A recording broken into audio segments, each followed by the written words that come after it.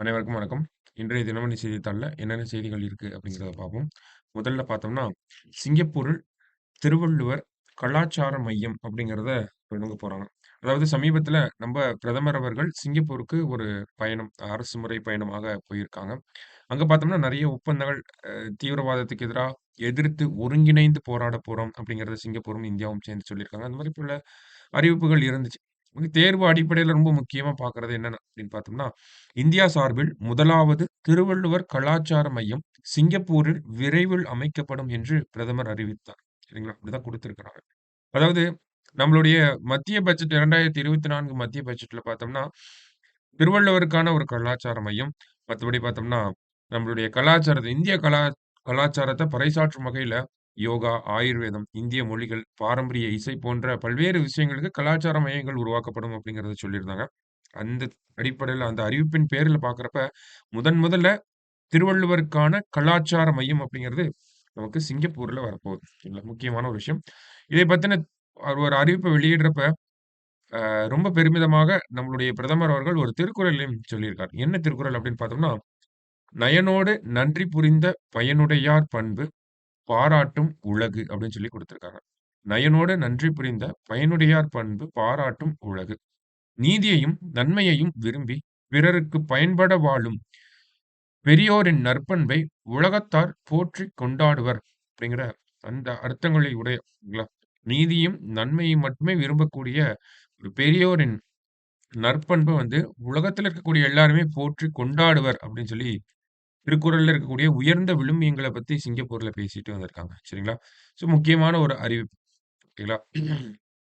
ஆமா. அது மட்டும் இல்லாம நமக்கு செமிகண்டக்டர் ஆலை, முதலீடு திட்ட அலுவலகம், அடுத்ததா பார்த்தோம்னா, நமக்கு தீவிரவாதத்துல ஒரு ஒருங்கிணைந்த எதிர்ப்பு. இந்த மாரி பல விஷயங்கள பத்தி சொல்லியிருக்காங்க. ஓகேங்களா? ஒரு 4 ஒப்பந்தங்கள் கையெழுத்தாயிருக்கு. ஸோ முதல் செய்தியில அதான் நம்ம பார்க்குறோம். அடுத்ததா பார்க்குறப்ப, நேரடியா இன்றைய திருக்குறளுக்கு வந்துருவோம். இன்றைய திருக்குறள்ல பார்த்தோம்னா, "ஒல்லும் வாய் எல்லாம் வினை நன்றே ஒல்லாக்கல் செல்லும் வாய் நோக்கிச் செயல்" அப்படின்னு குடுத்துருக்காங்க. "ஒல்லும் வாய் எல்லாம் வினை நன்றே ஒல்லாக்கல் செல்லும் வாய் நோக்கிச் செயல். இயலும் இடத்தில் எல்லாம் செயலைச் செய்து முடித்தல் நல்லது.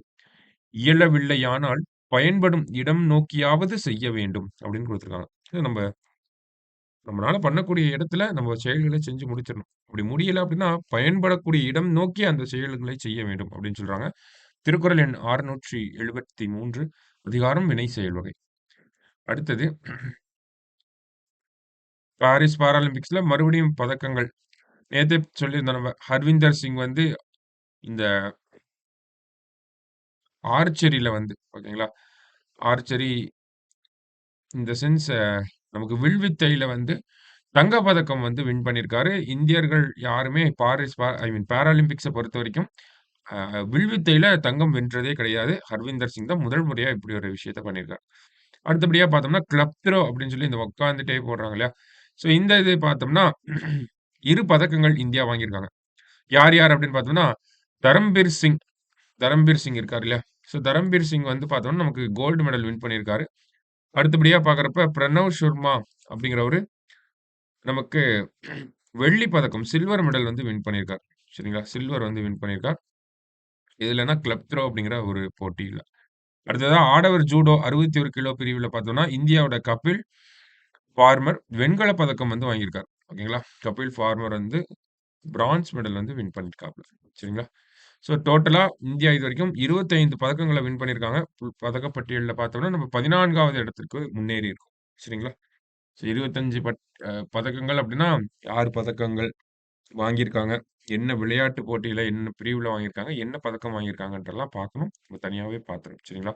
சமீபத்தில பாரிஸ் ஒலிம்பிக்ஸ பத்தி தனியாவே நம்ம இன்ஸ்டிடியூட்லேருந்து வீடியோ வந்திருக்கும். அதே மாரி பாரிஸ் பாராலிம்பிக்ஸ பத்தி நம்ம தனியா பார்த்துறோம். சரிங்களா?